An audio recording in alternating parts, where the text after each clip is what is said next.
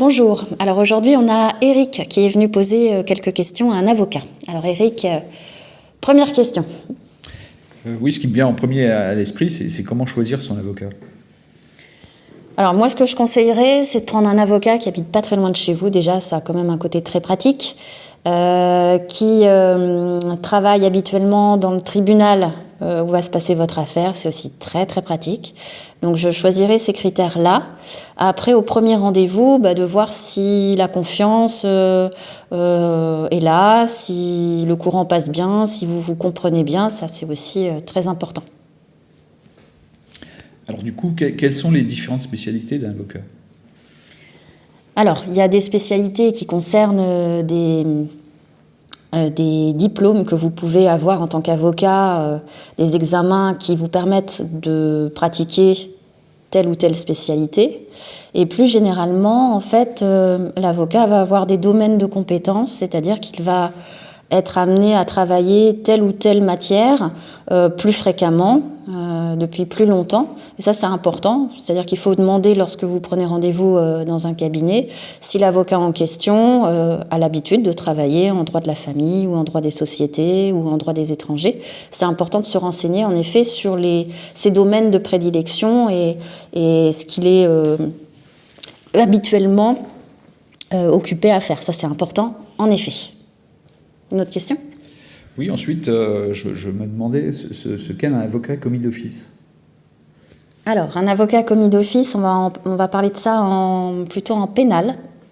Quand vous n'avez pas de nom, quand vous ne connaissez pas encore d'avocat, en fait, et que vous êtes sujet, auteur, ou en tout cas convoqué à une audience pénale ou entendu en tant qu'auteur de faits, vous pouvez demander un avocat commis d'office. En fait, concrètement, je parle pour mon barreau, on est de permanence, en fait, régulièrement. Tous les avocats qui veulent faire du droit pénal, qui en font, qui sont habitués à ça, ils sont de permanence sur certaines semaines, sur certains jours. Et quand une personne va demander l'avocat commis d'office ce jour-là, eh bien, c'est l'avocat qui va être appelé pour votre affaire. Alors, attention, commis d'office, ça ne veut pas dire forcément avocat gratuit. Ça veut dire que l'avocat va vous demander quels sont vos revenus, si vous pouvez ou non bénéficier de l'aide juridictionnelle, et sinon ce sera un avocat payant. Voilà, donc ça c'est important de le savoir. À ce sujet, justement, quels sont les honoraires d'un avocat ? Alors, les honoraires pour un avocat sont fixés librement, c'est-à-dire que c'est un contrat entre vous et l'avocat qui doit être accepté par les deux parties, qui va fixer ce pourquoi l'avocat est missionné et comment il va se faire rémunérer, c'est-à-dire pour vous combien ça coûte.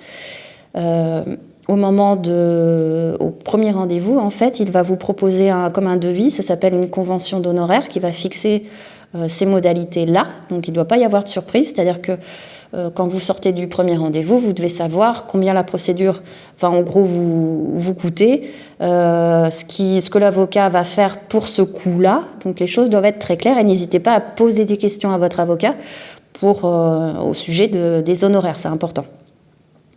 L'aide juridictionnelle, peut-être, je rebondis là-dessus. En fait, l'aide juridictionnelle est une aide à l'accès au droit, qui va permettre à certaines personnes qui ont très peu de moyens de bénéficier des services d'un avocat gratuitement. Et là aussi, poser la question de savoir si le cabinet dans lequel vous allez accepte l'aide juridictionnelle ou non.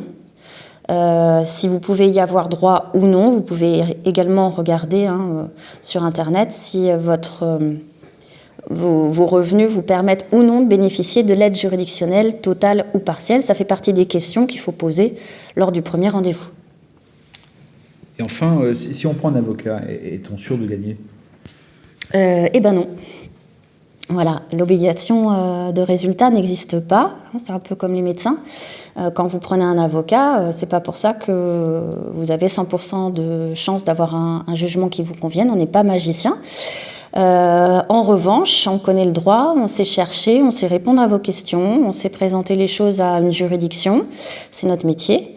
Et donc on met tous les moyens à votre disposition pour vous donner le maximum de chances de gagner. Mais le 100% n'existe pas. On a une obligation de moyens et le but, c'est de présenter au mieux le dossier dans votre intérêt avec toutes les règles de droit, la jurisprudence, l'habitude, la connaissance qu'on a des juridictions pour pouvoir présenter bien votre dossier.